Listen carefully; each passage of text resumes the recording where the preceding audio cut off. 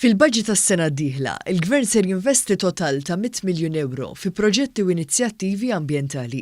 Dan ħabbru l-Ministru għall-Ambjent José Herrera waqt konferenza tal-aħbarijiet dwar il-miżuri mħabbra fil-budget tas-sena d-dieħla.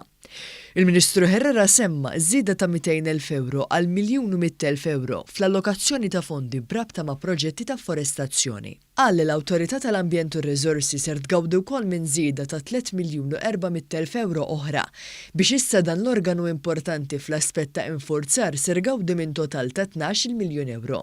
Dwar l-iskema tal-ġbir tal-iskart organiku mill-bliet u l-irħula kollha Maltin, il-Ministru Herrera qal li f'jumejn inġabru aktar minn 250 tunnellata.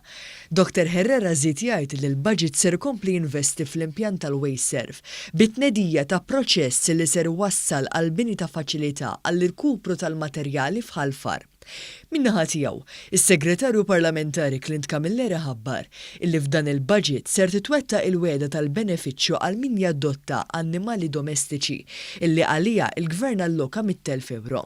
Il-Perit Camilleri qal illi l-Gvern ser jagħti għotja ta' 150 euro lil kull individwu illi jażel li jadotta kelb jew qattus minn organizzazzjoni mhux governattiva. Apparti minn hekk, il-Gvern ser jalloka 120,000 euro oħra sabiex jitwaqqaf fond tal-annimali.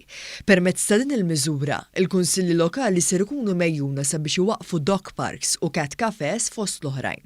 Is-Segretarju Parlamentari qal illi l-ħarsin tal-annimali huwa ta' priorità għall-Gvern, tant illi reġa' alloka 85,000 euro oħra fil-fond dwar il-ħarsin tal-annimali.